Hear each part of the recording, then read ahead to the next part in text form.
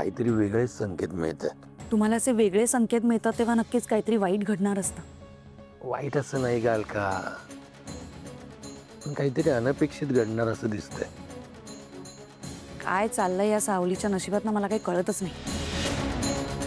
मी काय म्हणते, तुम्ही तिची एकदा ग्रहशांती का नाही करून घेत? हलका, आपल्या मुलीच्या बाबतीत मी काळजी घेत नसेन असं वाटतं का?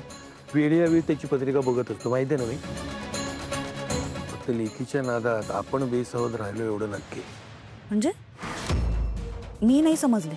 यावेळेस सावलीच्या बाबतीत नाही, आपल्या बाबतीत घडणार आहे. त्यात सावलीचा सहभाग असणार आहे, पण आपलं आयुष्यच बदलून जाईल असं काहीतरी घडणार आहे.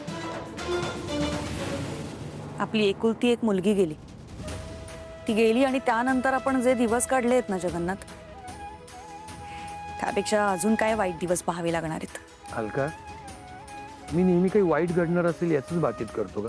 काहीतरी चांगलंही घडणार असेल. तुम्ही असं कोड्यात बोलू नका हो, मला नीट काय ते सांगा. हे बघ, खरं त्यांना मलाही काही स्पष्ट दिसत नाही, पण जे काही घडणार आहे ते चांगलं घडणार आहे.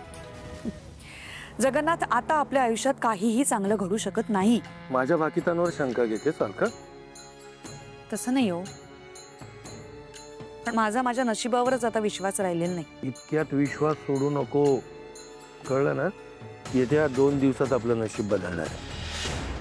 आता ते कसं ते मी नाही सांगू शकत, आपण लक्ष ठेवायला हवं. देवा, बारीक लक्ष ठेवा.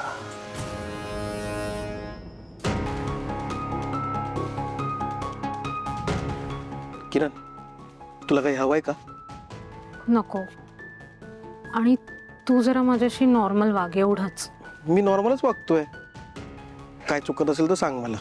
चुकतंय असं नाहीये काही, पण तू जर का माझी अशीच अति काळजी घेत राहिलास ना, तर बाकी सगळे सुद्धा माझ्यासोबत असंच वागतील आणि मग मला वेगळं वाटेल. मला वाटेल की सगळेजण सहानुभूती म्हणून माझ्यासोबत असं वागतायत आणि मी पुन्हा माझ्या बाबांच्या विचारात हरवून जाईल. मी इथे आले ते ह्या सगळ्या विचारातून बाहेर पडण्यासाठी.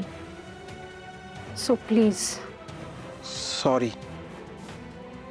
यापुढे काळजी घे, तुझ्यासोबत नॉर्मल वागायची. हे रिपोर्ट्स आहेत, कामं पेंडिंग आहेत, पूर्ण करायचे. हो, 1 मिनिट. फोन आलाय, महत्वाचं आहे. हॅलो बबलू, हां. त्या किरण देशमुख यांच्या वडिलांच्या खुनाच्या इन्व्हेस्टिगेशनमध्ये प्रोग्रेस झाली आहे. त्यानुसार काही संशयितांना मी अटक केली आहे. त्यापैकी कोणी ओळखीचं आहे का हे पाहण्यासाठी किरण देशमुख यांना पोलीस स्टेशनला घेऊन या.